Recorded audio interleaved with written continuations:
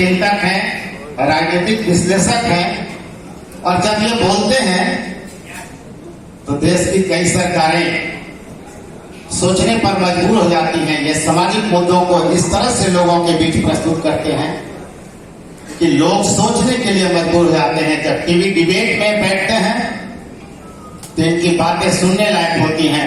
आप कभी देखें, इनकी एक यूट्यूब चैनल है सामाजिक न्याय की पाठशाला, आप सभी देखें उसको और सुने किस तरह से वह समाज के मुद्दों को उठाते हैं।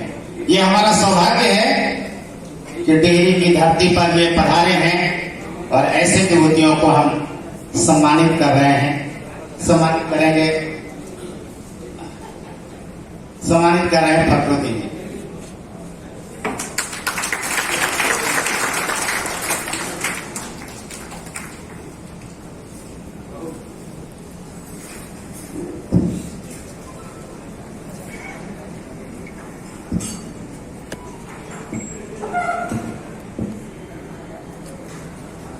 डेरियान सोन के इस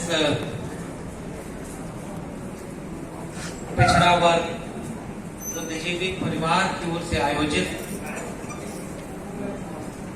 इस सम्मेलन में मंच पर बैठे हुए सभी सम्मानित अतिथिगण और सभागार में मौजूद साथियों, आप सभी को मेरा क्रांतिकारी जय भीम, जय मंडल, जय संविधान है, इनकलाब जिंदाबाद।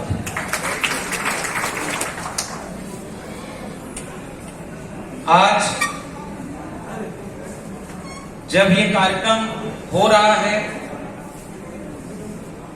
पिछड़ा वर्ग बुद्धिजीवी सम्मेलन, यानी इस तरह के हर कार्यक्रम को आप इस रूप में देखें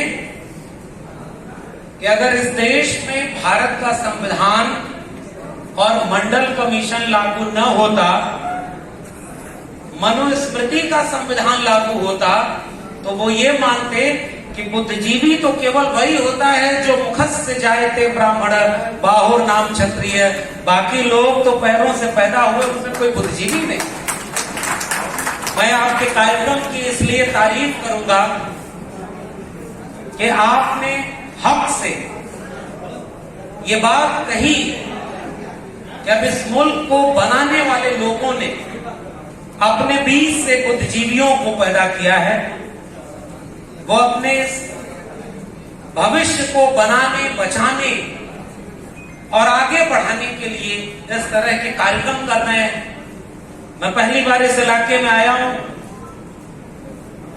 और ये जो रिश्ता बना है हमारा और आपका, मंच पर बैठे हुए कुछ लोग हैं जिनसे मैं पहले से परिचित हूं, लेकिन बाकी हम तो जानते नहीं आपको। लेकिन लोगों ने बुलाया, सम्मान दिया, ये जानते हुए कि इस आज के दौर में कोई मूर्ति स्थापित करके जागरण करवाना बहुत आसान काम है, कोई धार्मिक रैली करवाना उससे भी आसान काम है, लेकिन एक बौद्धिक कार्यक्रम कराना, वो भी इतने बुद्धिजीवियों को एक साथ जुटा करके, ये बहुत मुश्किल काम है। वो आपने किया, हमें आमंत्रित किया। यह रिश्ता किसी पद का मोहताज नहीं। नवीन जी बैठे हुए हैं, ये कोई मीडिया में बहुत बड़े पद पर थोड़ी, इन्होंने तो नौकरी छोड़ दी जहां अपने मन मुताबिक बोलने की जगह ना हो, यानी पद को ठुकरा दिया। जेएनयू के शोधार्थी बैठे हैं, अभी शोध कर रहे हैं। हमारी एक पत्रकार बहन बैठी है, बांदा के इलाके से आई हुई है। ये सारे वो लोग हैं जिनके पास कोई बहुत बड़ा पद या रुतबा नहीं है। आपने मुझे आमंत्रित किया है, मैं तो दिल्ली विश्वविद्यालय में पिछले 12 साल से ठेके पर प्रोफेसर हूं, परमानेंट भी नहीं हूं, ठेके पर प्रोफेसर। उसके बाद भी, जिसका मतलब कोई भरोसा नहीं है। मुझे अगर आज बाहर निकलना पड़ता है तो पहले अपने कॉलेज को बताना पड़ता है कि मैं दिल्ली से बाहर जा रहा हूं। आपने ऐसे लोगों को आमंत्रित किया, जबकि आप चाहते तो बहुत बड़े बड़े पद वालों को, बहुत बड़े बड़े डिग्री वालों को आप बुलाते। मुझे लगता है कि आपने बुलाया है तो केवल एक बात देख करके कि हम सब का रिश्ता आपसे केवल इसलिए जुड़ा है कि हमारे जहन में भी वही विचार, वही ख्याल और वही संघर्ष है जो आपके मन में है। ये विचारों और संघर्षों का रिश्ता है, और ये सबसे बड़ा रिश्ता मैं इसे मानता हूं।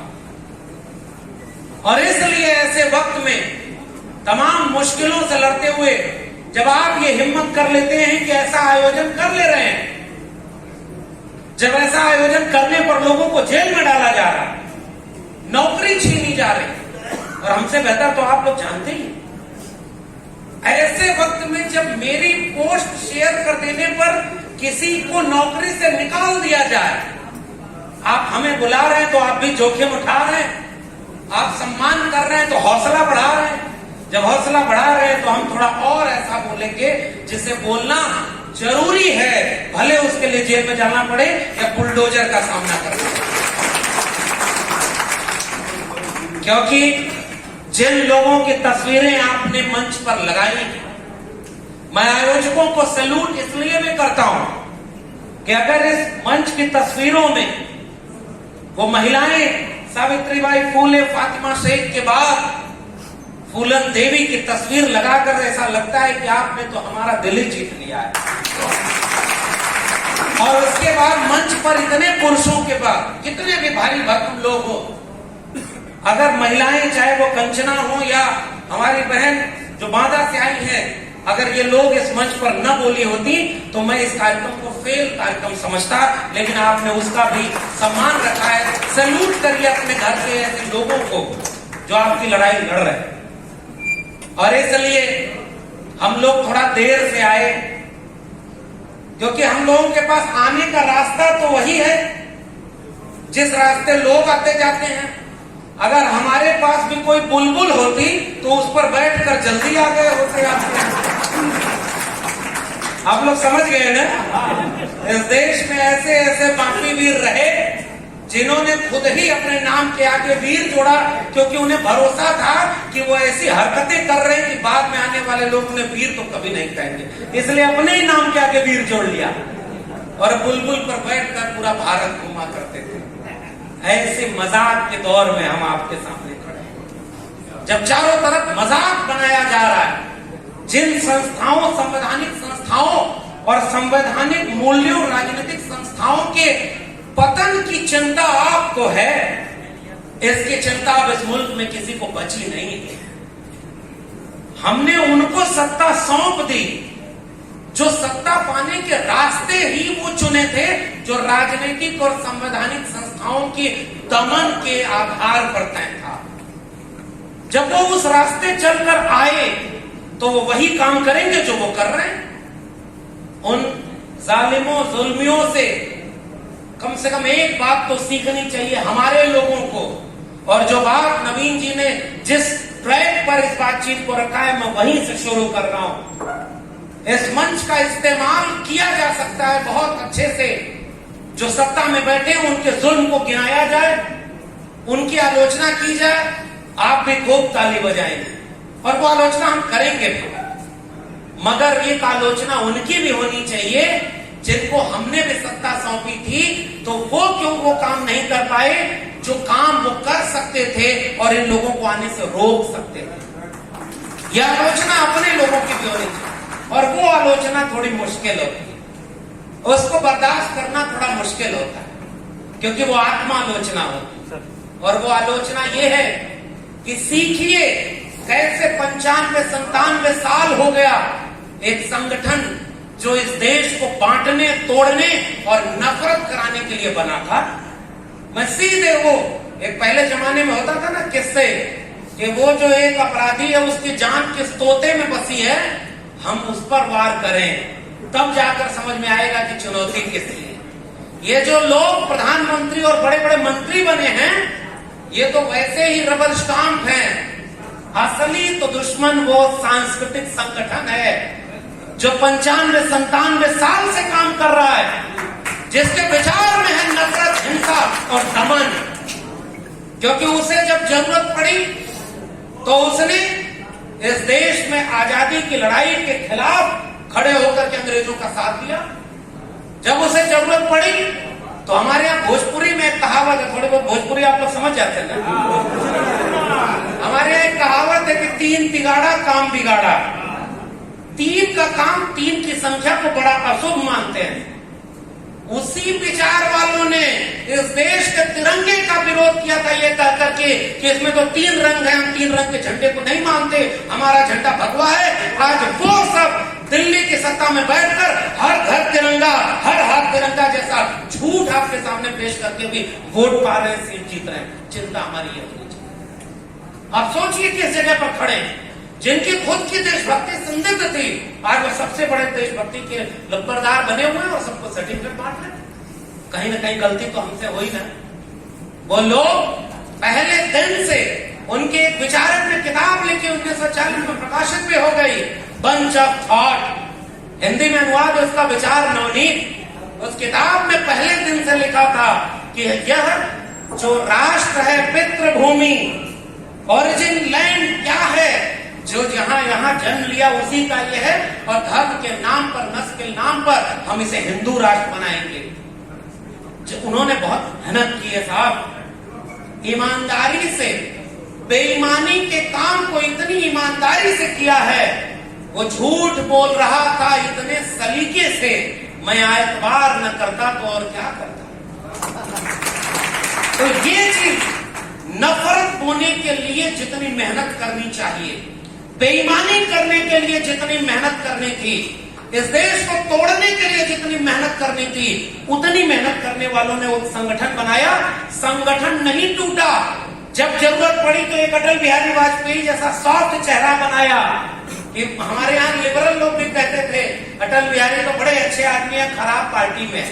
भूल गए कि बाबरी मस्जिद विध्वंस के समय किसने वहां पर भाषण दिया था कि नुकीले पत्थर हैं, जमीन तो समतल करनी पड़ेगी। उसे भी कुछ लोगों ने नायक बनाया, लेकिन जरूरत पड़ी तो उसे पीछे करके राम मंदिर के नाम पर अभी तमाम हमारे पूर्व के वक्ताओं ने कहा, मंडल के विरोध में कमंडल का लहूलुहान रथ लेकर चलने वाले उसको अपना नेता बना दिया। और जब वही जाकर जिन्ना की तारीफ कर दिया तो उस व्यक्ति को अपना अगुवा बना दिया जिसने गुजरात दंगों में खुलेआम इस मुल्क के माइनॉरिटी अकलियत मुसलमानों को सीधे मारने और मरवाने का काम किया था। उसको अपना नायक बनाकर आगे कर दिया। वहां व्यक्ति केंद्र में नहीं है, विचारधारा केंद्र में है। अगर हमारी लड़ाई व्यक्ति से होगी, जब उनको लगेगा कि अब नरेंद्र मोदी से वो चुनाव नहीं जीत सकते, इनको भी मार्गदर्शक मंडल में डाल देंगे। और दूसरा एक उत्तर प्रदेश का मुख्यमंत्री तैयार बैठा है जो उनसे ज्यादा नफरत है, उसको भी आगे कर देंगे। हमारे लोगों से एक बड़ी गलती क्या हुई, हमने विचारधारा को पीछे किया, व्यक्ति को आगे कर दिया। उन्होंने व्यक्ति को पीछे किया, विचारधारा को आगे कर दिया। इसीलिए ओबीसी, अपनी माँ को ओबीसी माँ का बेटा बताने वाला मुख्यमंत्री, प्रधानमंत्री, दलित को राष्ट्रपति, महिला आदिवासी बनाया राष्ट्रपति। उसके बाद भी काम क्या किया, राम मंदिर बनवाना, 370 हटाना, और उसके बाद आ गया EWF। अब मैं उस बात पर आ रहा हूं जो आज का विषय है, संस्थाओं का पतन और संस्थाओं का विनाश। याद करिए वो इतिहास। और मैं तो एक बात के लिए भी खुश हूं कि ओबीसी समाज के लोग जागरूक हो रहे हैं, वरना तो इस देश में केवल एक ताना मारा जाता है कि जिस दिन ओबीसी जाग जाए उस दिन इस देश का कल्याण हो जाएगा। ओबीसी सोया हुआ शेर है, ओबीसी के बीच कोई आंदोलन नहीं हुआ, ओबीसी के बीच कोई सामाजिक सांस्कृतिक बोध नहीं है। अब मुझे लगता है कि ओबीसी समाज के लोग भी, जिन पर आरोप लगता है कि वो केवल कांवड़ धोते हैं, अब वो लोग बौद्धिक सम्मेलन करके बिरसा, फुले, अम्बेडकर और पेरियार की बात कर रहे हैं, मंडल की बात कर रहे हैं। इसके लिए भी आयोजकों को क्रांतिकारी सलाम है। और तब मैं केवल एक फौरी तौर पर एक भारत का नक्शा आपके सामने रख रहा हूं। आज आजादी के अमृत महोत्सव में एक झूठ इस देश को परोसा जा रहा है कि हम एक बहुत मुकम्मल मुल्क बन गए हैं। इस मुल्क के आईन को बर्बाद किया जा रहा है। राष्ट्रवाद का उफान है। मेरा सवाल है कि राष्ट्र का मतलब क्या होता है? राष्ट्र देश के नागरिकों से बनता है। आप कहते हो ये हिंदू राष्ट्र सनातन धर्म है। आइए मैं आपको एक अतीत के पन्नों पर ले जाता हूं। जब इस मुल्क में सैंडो घाटी सभ्यता थी, वहां कौन धर्म कौन जाति कुछ पता ही नहीं। ये सब कहते हैं 4 लाख साल पहले सतयुग था, कई लाख साल पहले त्रेता था, उसके कई लाख साल पहले द्वापर था, अब कलयुग चल रहा है। और जब मैंने अपनी क्लास में जिन बच्चों को पूछा कि अगर लाख गिन रहे हो तो जीरो की खोज होने के बाद क्या होगा, और जीरो की खोज कब हुई थी? जीरो की खोज कब हुई? जब खोज ही इतनी बाद में हुई है तो 4 लाख साल पहले सतयुग को तुमने जोड़ा घटाया कैसे था? ये तो सवाल है भाई। आप कैसे कह रहे हो कि लाखों साल पहले जब पृथ्वी शेषनाग के फन पर ऐसे बैठी थी? कैसे कैसे मूर्ख बनाया गया दुनिया में कहीं भी।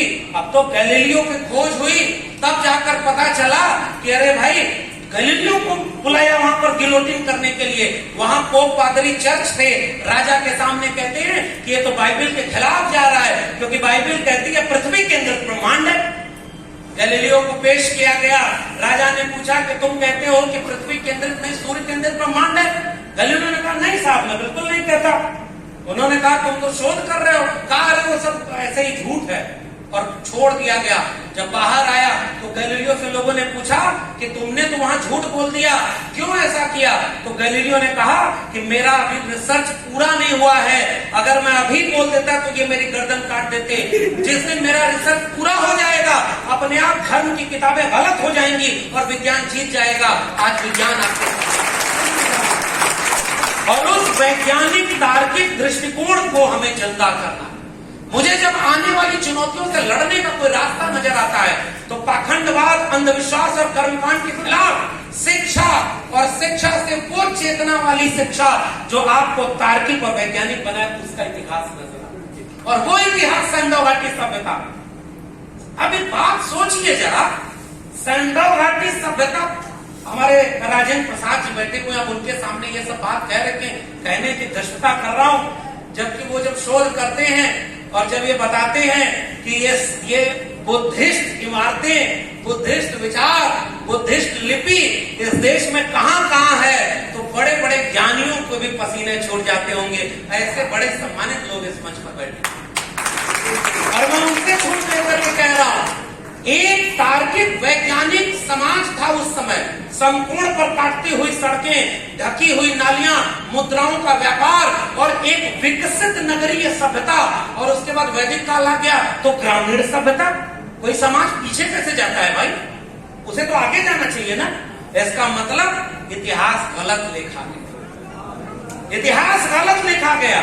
और उस इतिहास में अब और नजदीक आकर के जब पढ़िए तो बुद्ध, महावीर और उनके साथ मक्खलीपुत्र घोषाल, और उन्होंने जो आजीवक धर्म अपनाया, आजीवक विचार अपनाया, वो पहला विचार ऐसा जो इस देश के कमेरा लोगों का विचार, मेहनतकश लोगों का विचार, नास्तिकवादी दर्शन था। वह ईश्वर और पाखंड को नहीं मानता था। और उसके बाद तो बुद्धिस्ट विचार तो सामने आया ही, उसने ईश्वर को नकारा और उसने पूरी समग्र मानवता को एक करने की बात की।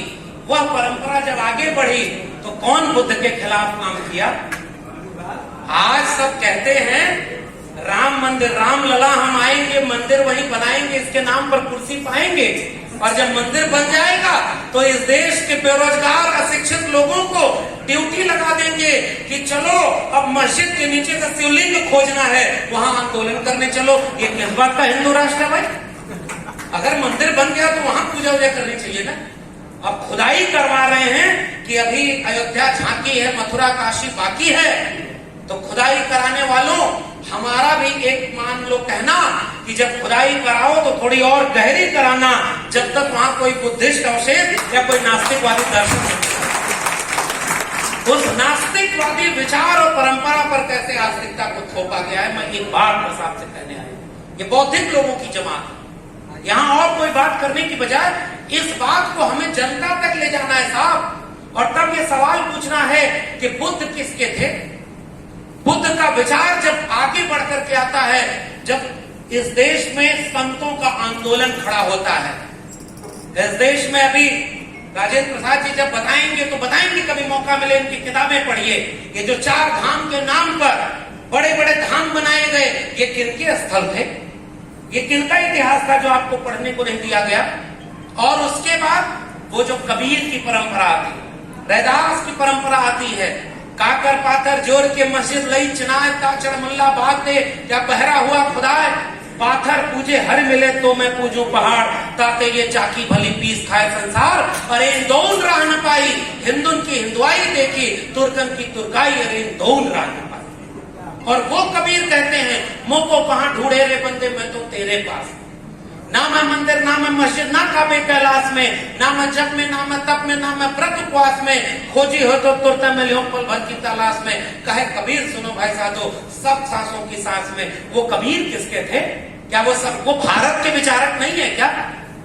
इस बात को विचार के रूप में लोगों तक ले जाना। अब तो मैं जब ये सब पढ़ रहा हूं तो मुझे चिंता है कि नई शिक्षा नीति जब लागू हो जाएगी, जैसे विश्वविद्यालय नाम का एक संस्थान बर्बाद किया जा रहा है, हो सकता है सिलेबस में कबीर खत्म कर दिए जाए, कबीर के दोहों को पढ़ाया ही न जाए। क्योंकि कबीर कहते हैं कि तुम कत बाबन हम कत सूद, और हम कत लोहू तुम कत दूध।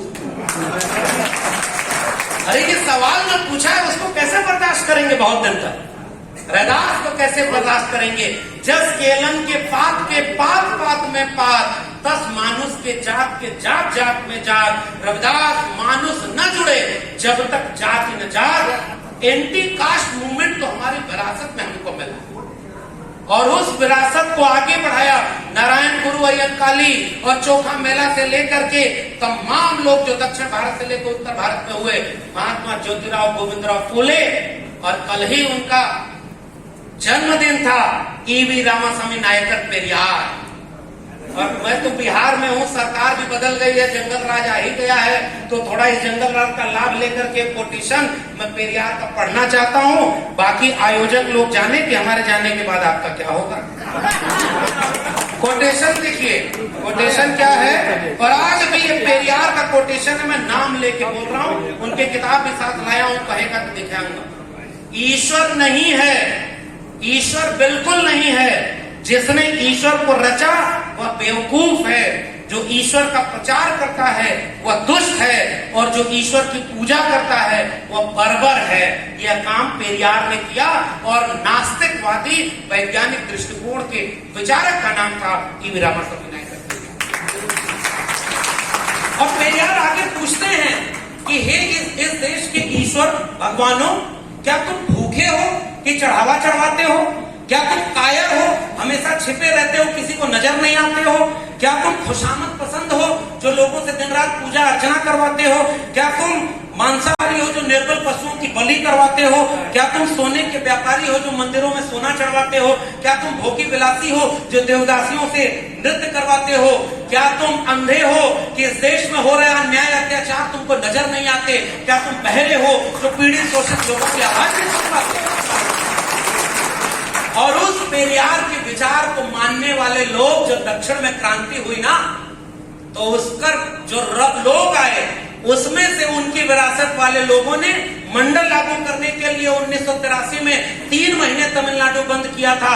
इंदिरा गांधी के खिलाफ आंदोलन किया दिल्ली में आकर के 1983-84 में। और उसके बाद लगातार, जैसे हमारे यहाँ यूपी में सपा बसपा हुआ करता था ना, वैसे ही वहां डीएमके या डीएमके पक्ष भी हम, विपक्ष भी हम। जैसे आजकल ब्राह्मण लोग हैं, लेफ्ट राइट सेंटर तीनों में वही है, ध्यान से समझिए।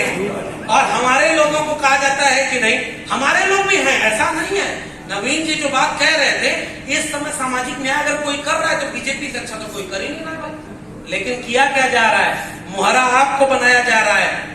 जंगल में कुल्हाड़ी लकड़ियों को काटने के लिए भेजी गई, तो कुल्हाड़ी के पक्ष में माहौल इसलिए बनाया गया कि जंगल की लकड़ियों से कहा गया कि कुल्हाड़ी में लगा हुआ जो मूठ है, जो हत्था है, वो तो आपका है। और जंगल की लकड़ियों ने कुल्हाड़ी का साथ दे दिया।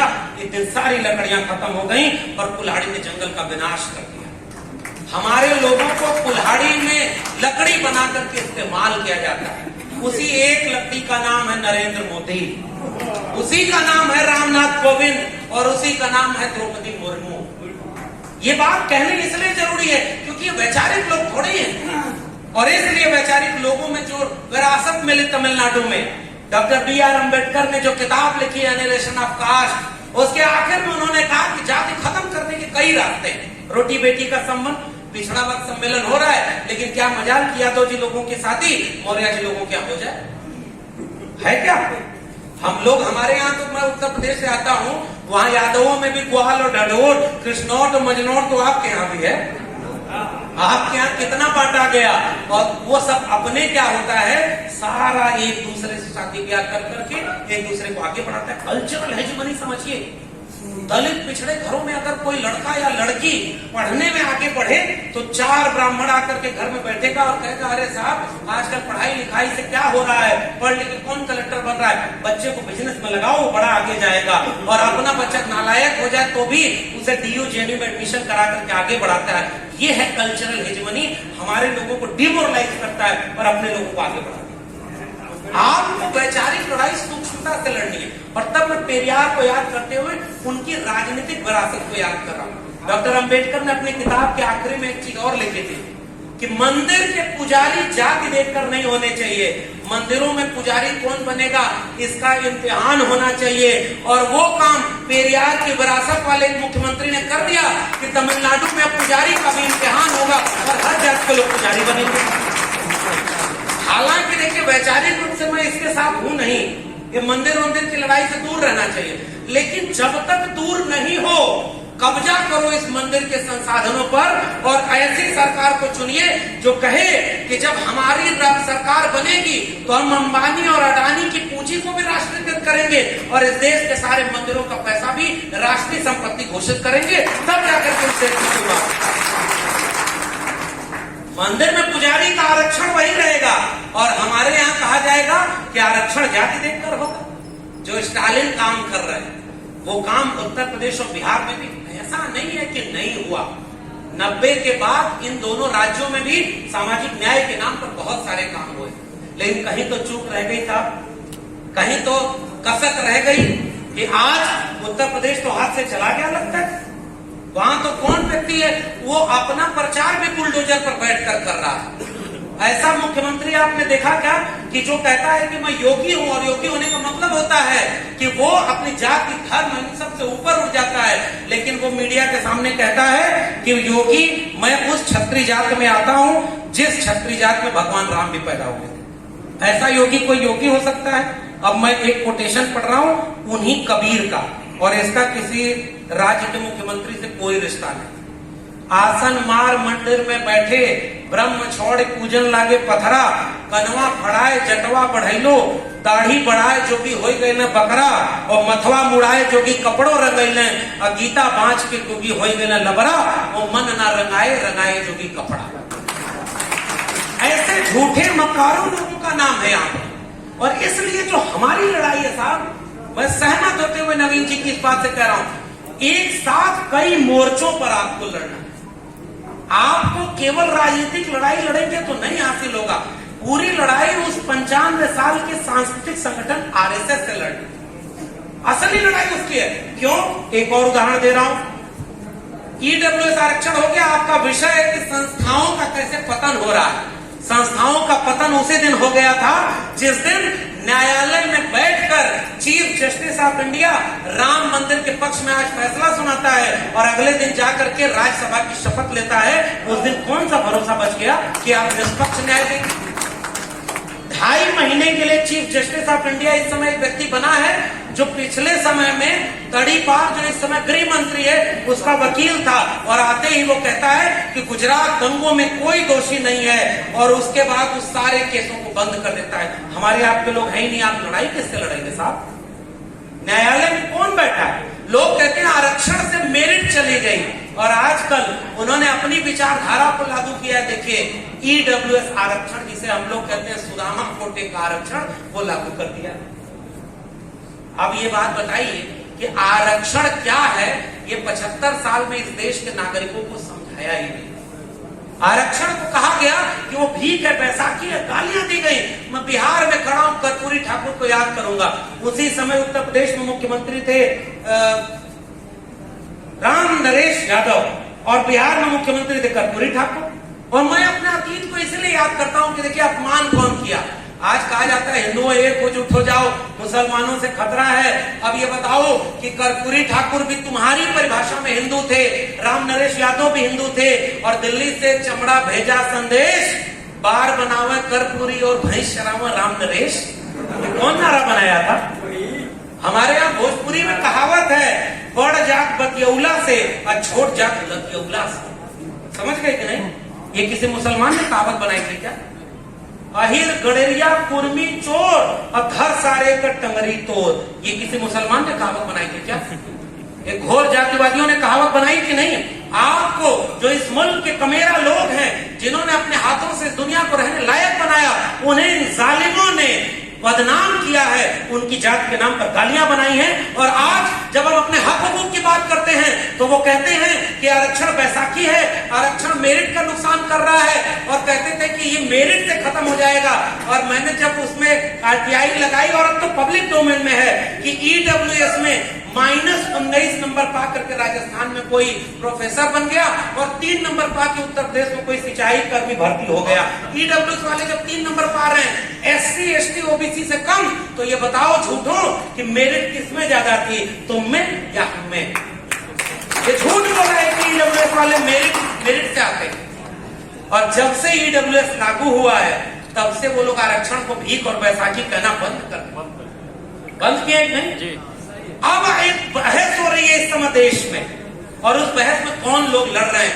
अगर उत्तर प्रदेश और बिहार के नेताओं ने बड़े बड़े वकील भी पैदा किए होते तो आज ईडब्ल्यूएस की लड़ाई में दक्षिण भारत के तमाम वकीलों के साथ उत्तर भारत के भी कुछ बहुजन वकील खड़े होते। यहाँ हमारी चूक हुई और ये मैं आलोचना कर रहा हूँ। आपके वाइस चांसलर कहाँ हैं? आपके जज कहाँ हैं? आपके वकील कहाँ हैं? आपके डॉक्टर और इंजीनियर कहाँ हैं? और जो हैं वो लोग कहाँ खड़े हैं? कांशीराम ने एक किताब लिखी है, एक ही किताब ढंग से लिखी। उस किताब का नाम क्या है? सभागार में मौजूद लोग बताएं। चमचा युग। मैं सोचता हूं कि अगर कांशीराम आज होते तो चमचा युग की बजाय बेलचा युग लिखते, फरसा युग लिखते, क्योंकि अब उससे काम चल नहीं रहा। हमारे लोग जिनको सत्ता मिली, बहुत थोड़े से लोग ईमानदार रहे, संस्थाओं को मजबूत कम किया। और करते भी कैसे? उनके डीएमएस भी नहीं थे, उनके वकील जज नहीं थे। हमारे लोगों ने संस्थाओं को मजबूत करने का काम नहीं किया। और उत्तर भारत की आलोचना एक अर्थ में और कर रहा हूं, हमारे उत्तर भारत में सामाजिक और सांस्कृतिक आंदोलन उसको थोड़ा कमजोर भी रखा गया। हमारे यहाँ लगा कि केवल राजनीति है सब कुछ है। अब हमारे यहाँ विधायक जी हैं, अच्छा चले गए लगा, विधायक जी हैं, ये लोग बता रहे हैं कि इनका सभागार है, ये कार्यक्रम करवाने के लिए इतनी मदद कर रहे हैं। ऐसे विधायक बहुत कम हैं। बिहार में है तो थोड़ा मदद हो जा रही है, उत्तर प्रदेश में होते तो कुछ भी नहीं कर पाते। आज मदद करते कार्यक्रम की और शाम तक इनके घर पे बुलडोजर चला देते। ये भी हो रहा है ना। लेकिन इससे लड़ने का तर्क क्या है, आगे बढ़ने का क्या है? हबीब जालिब पाकिस्तान के शायर, उन्होंने एक शेर लिखा, उसूल बेच के मसनद खरीदने वालों, ध्यान से समझिएगा, उसूल बेच के मसनद खरीदने वालों, निगाहे अहले वफा में बहुत हकीर हो तुम, वतन का पास तुम्हें था न हो सकेगा कभी, तुम हिरस के बंदे हो, बेजमीर हो तुम। ऐसे बेजमीर लोग जो आज सत्ता में बैठे हैं, उनके खिलाफ हमारी लड़ाई। 90% लोग इस लड़ाई को क्या है, समाजवाद की धरती है, यहां नारा लगा था 100 से कम न 1000 से ज्यादा, समाजवाद का यही तकाजा। 2 बातें हैं मोटी मोटी, हमें चाहिए इज्जत रोटी। इस इतिहास को लोगों को बताना जरूरी है, कोई इज्जत और रोटी। और तब पेरियार को याद करता हूं कि उन्होंने सेल्फ डिग्निटी मूवमेंट चलाया। 75 साल बाद आज जब आपके बीच के बच्चे को मटका छूने पर मार दिया जाए तो बताइए आपकी डिग्निटी कहां है? आज भी घोड़े चढ़ने से मना करते हैं, आज भी घोड़े चढ़ने से मना करते हैं, डिग्निटी कहां है? फिर मुझे बिहार एक नए अर्थ में याद आता है। इस बिहार में बड़ा जुल्म और ज्यादती की बिहार वाले लोग ज्यादा अच्छे से बताएंगे। इस बिहार में जाति के नाम पर सेनाएं बनी थी, और इस देश में लक्ष्मणपुर बाधे शंकर विवाह में कोई दोषी जेल में नहीं है। लेकिन मेरे विश्वविद्यालय के प्रोफेसर हनी बाबू, जिन्होंने रोस्टर की लड़ाई लड़ी, आरक्षण की लड़ाई लड़ी, आज वो 2 साल से ज्यादा हो गया जेल में है। प्रोफेसर आनंद तेतुमड़े जेल में हैं, हमारे और आपके हिस्से की लड़ाई लड़ रहे थे, और जिन्होंने दर्जनों लोगों को मारा, नरसंहार किया, वो सारे के सारे बरी हो गए। ये किस बात का राष्ट्र एक है भाई? ये सवाल मैं पूछ रहा हूं। लेकिन बिहार वालों ने इलाज थोड़ा ठीक से किया। बड़ा दिन हो गया कि बिहार से कोई खबर आई हो कि किसी को घोड़ी चढ़ने से मारा गया हो, है ना? ये बिहार में तो ये नहीं सुनने में आ रहा। उत्तर प्रदेश में भी थोड़ा कम है, वो पश्चिमी उत्तर प्रदेश में है अभी भी। ये मानसिक और सांस्कृतिक बीमारी थी, और जिसका इलाज करना भारत की आजादी के बाद इस देश के लोकतांत्रिक संस्थाओं की जिम्मेदारी। वक्त चूंकि कम है, हमें निकलना भी है, लेकिन आखिरी में जाकर के अब एक रास्ता क्या हो सकता है, उस रास्ते का कैसे हम आगे चल सकते हैं, 2 काम मुझे लगता है सबसे जरूरी है। नौजवानों की पीढ़ी को कांवड़ धोने के लिए, अरे अभी ये गणेश पूजा बीती है, गणेश पूजा में हमको पता चला कि हमारे उत्तर प्रदेश में आरएसएस ने पैसा दे करके दलित और ओबीसी बस्तियों में गणेश की मूर्तियां लगवाई हैं।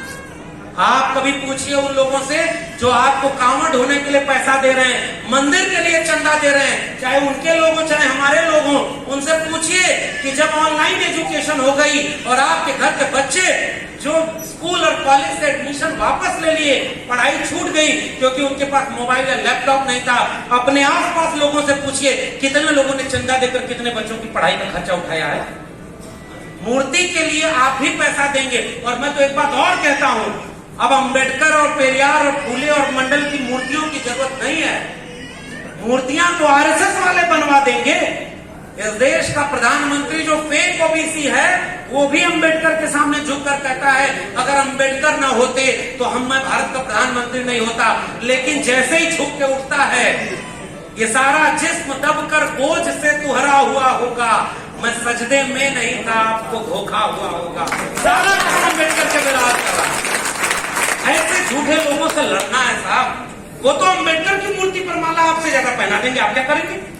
आपसे ज्यादा जोर से जय भीम बोलेगा और अगले दिन सारी सरकारी शिक्षा और सारी सरकारी नौकरी को बेच देगा, और हमारे लोग उनके साथ बैठकर उनके कंधे से कंधा मिला रहे हैं। ये सही है कि नहीं? मैं विश्वविद्यालय में पढ़ाता हूं, और मैंने क्यों कहा कि मैं ठेके पर प्रोफेसर हूं? इसलिए नहीं कि आप पैरवी कर देंगे परमानेंट हो जाऊंगा।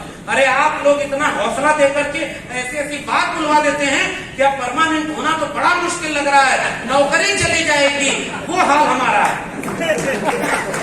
इसलिए, लेकिन चिंता क्यों है साहब?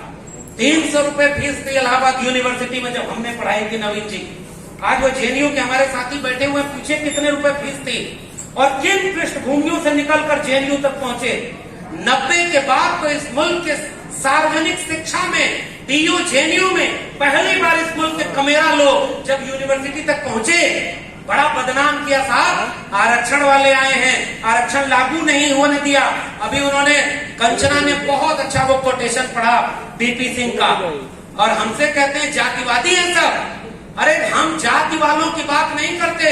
हमारा अगर कोई यादव भी जाकर के आरएसएस में बैठकर इसे हिंदू राष्ट्र बनाएगा तो हम उसके साथ नहीं खड़े हैं, हम बीपी सिंह और अर्जुन सिंह के साथ खड़े हैं जिन्होंने मंडल लागू किया। और पूछिए नौजवान जब बीपी सिंह और अर्जुन सिंह को याद करते हैं तो ये कौन सा जातिवाद है? इसलिए जंगल की लकड़ियों कुल्हाड़ी का साथ देने से सब कुछ विनाश हो जाए। और हमारे सामने अब कुछ मोहरे ऐसे बनाए जा रहे हैं। पसमानदा समाज के लोग बैठे हैं। उत्तर प्रदेश में सबसे जुल्म और ज्यादती का सबसे इंतहा है जिस राज्य में, वो उत्तर प्रदेश है। और वहां भी टिकट किसी मुसलमान को नहीं देंगे, लेकिन पसमानदा के एक मंत्री बना दिया है। पसमानदा के मंत्री का काम ही यह है, जाओ पसमानदा लोगों को कहो कि अब भाजपा ही सामाजिक न्याय करे। हर जात के लोगों को ये किया जाता है। हमारे लोग विधायक जी बैठे हुए हैं, मैं इनके माध्यम से एक और गुजारिश करूंगा। चुनौती बहुत कठिन है, और इनको क्या अपील करना, नेता को जिस दिन पता चल जाए कि मेरा समाज शिक्षा और रोजगार पर वोट देने को तैयार है, नेता कभी मंदिर मस्जिद के नाम पर वोट नहीं मांगेगा, या जो मांगेगा वो बाहर निकलेगा, शिक्षा रोजगार वाला ही जीतेगा। हमारी भी तो कुछ गलती है, हम मंदिर के नाम पर वोट देकर चाहते हैं स्कूल बन जाए, विद्यालय खत्म होगा तभी तो देवालय बनेगा। और अब तो विश्वविद्यालय में पढ़ने और पढ़ाने का मतलब यह है, 300 रुपए फीस थी, हम लोग पढ़ लिए, 3000 भी होती ना तो आजमगढ़ छोड़कर कहीं जा नहीं पाते, पढ़ नहीं पाते।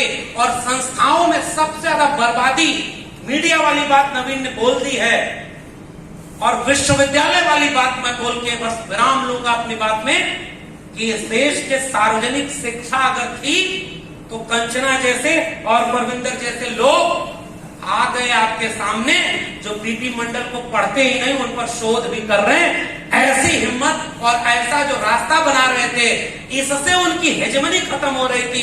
इसलिए न रहेगा बांस, न बजेगी बांसुरी, न रहेगा डीयू जेएनयू, और न वहां पर बिरसा, फूले, अम्बेडकर, पेरियार का नारा लगने लगे। इसलिए संस्थाओं को बर्बाद किया जाए।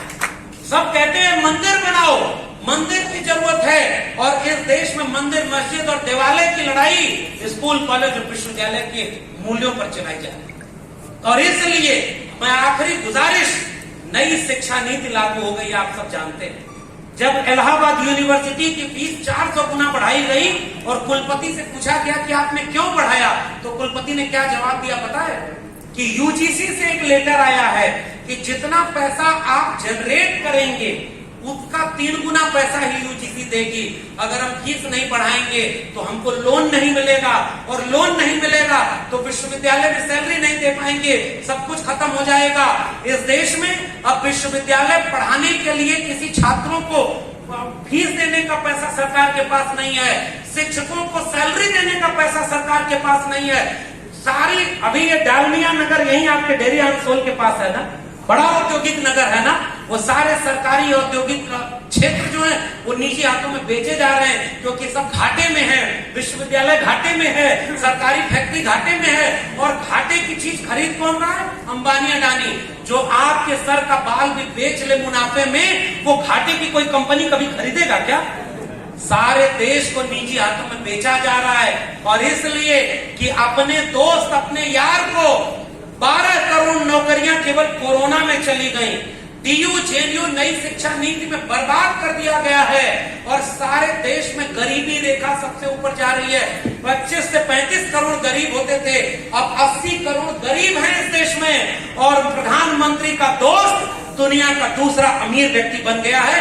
ये गैप जो पैदा हुआ है, ये हमारी सबसे बड़ी चुनौती है। और इसलिए वो बेच रहे हैं भारत को, मैं चैन से कैसे सो जाऊं, सौगंध मुझे इस मिट्टी की, मैं देश नहीं बिखरे दूंगा। प्याज का दाम बढ़ने पर जिस देश में सरकार गिर जाती थी, अब ऐसे ऐसे जाहिल लोग हो गए हैं कि सारा दाम बढ़ गया, लोग उसको डिफेंड कर रहे हैं कि मोदी कुछ भी करे, आरक्षण तो खत्म कर दिया ना, मुसलमानों को ठीक तो किया, इस पर लोग खुश हो रहे हैं। सरकारें बदल जाएंगी, लेकिन ये जो नफरत हमारे आपके घर में भी बो दी गई है, उस नफरत को खत्म होने में पीढ़ियां खत्म, ये सबसे बड़ी चिंता मेरी। और माफ करिए, अगर आपके घर के, मोहल्ले के, आपकी बस्ती के किसी मुसलमान के सामने अगर आप खड़े नहीं हुए उसे बचाने, तो आपको बचाने कोई खड़ा नहीं होगा।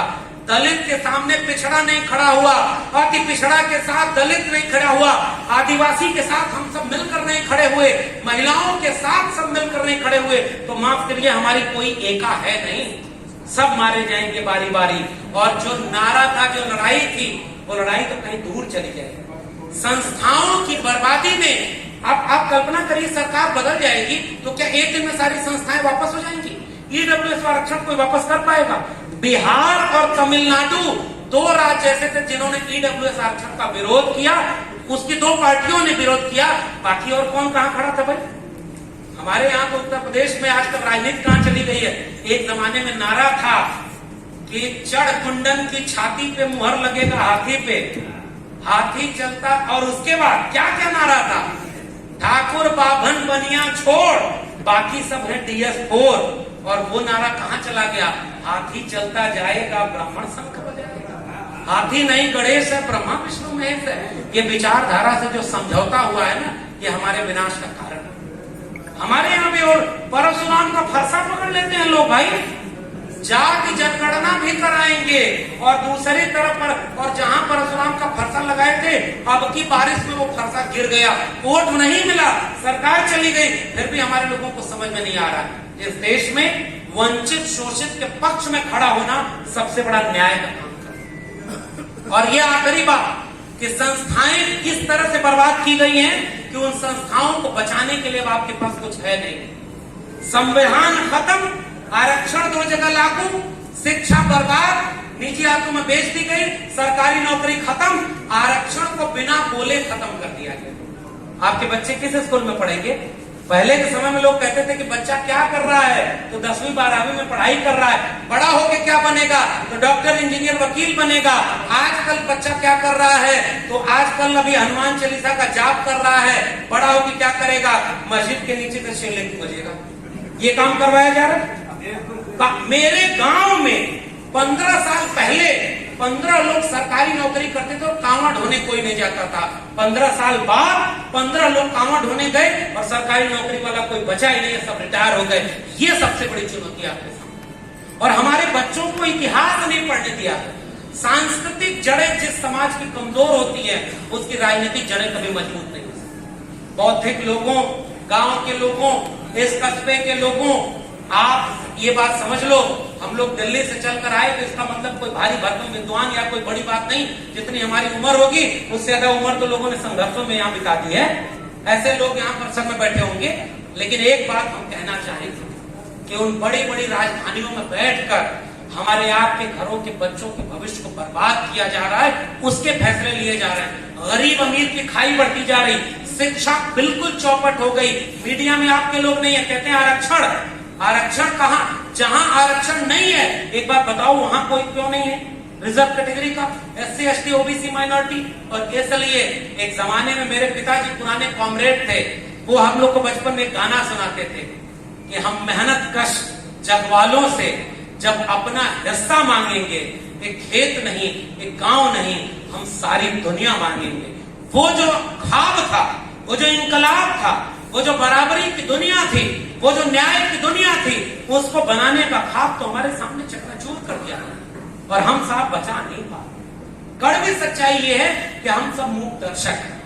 हम लोग थोड़े से कन्विंस करने के लिए आ गए, यहाँ भाषण देके चले जाएंगे। हो सकता है कल को लोग भूल भी जाएं। हम गांव तक नहीं जा रहे, हम लोगों के बीच नहीं जा रहे, हम लोगों को समझा नहीं पा रहे।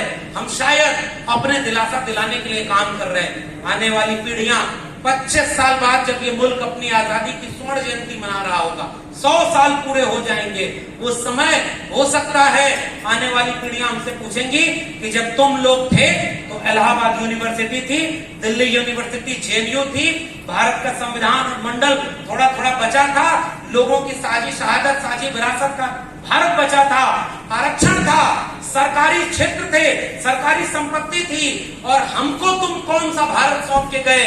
न आरक्षण बचा है, न सामाजिक न्याय बचा है, केवल नफरत का भारत बचा है। माफ करिए, हम जवाब देने की स्थिति में नहीं होंगे। मैं केवल सब कुछ झोंक कर इसलिए बोलना चाहता हूं कि 25 साल 50 साल बाद आने वाली पीढ़ियों से ये कह सकूं, आंख में आंख डाल करके, कि जब सब कुछ बर्बाद किया जा रहा था तब भी हम भारत का संविधान और मंडल की लड़ाई लड़ रहे थे। आपने मुझे मौका दिया, बहुत बहुत धन्यवाद। जय भीम, जय मंडल, संविधान जिंदाबाद, उल गुलाम जिंदाबाद, इनकलाब जिंदाबाद।